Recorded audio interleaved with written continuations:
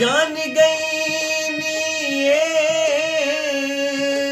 हो जान, जान गई नी जान, जान गई नी ये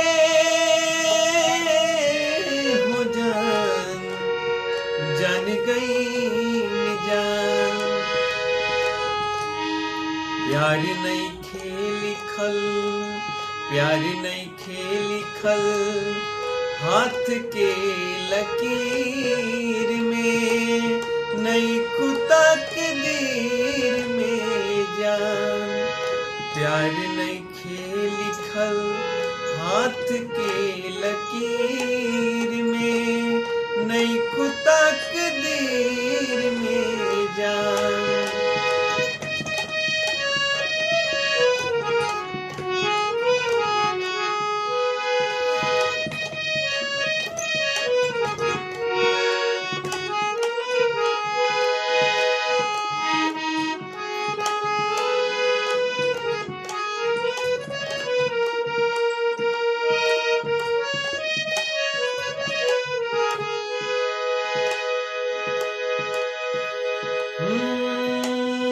दिल टूटला के कौनो होला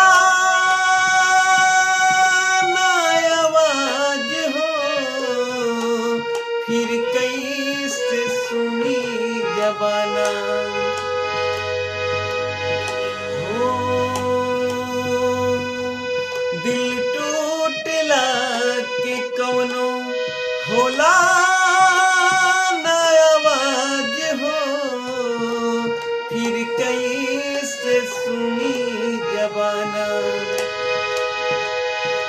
कि हो जईबू दोसर के तू कुछ दिन के बात बा। दिल पगला रोई बंदीवाना, सीख ले हम भी हो।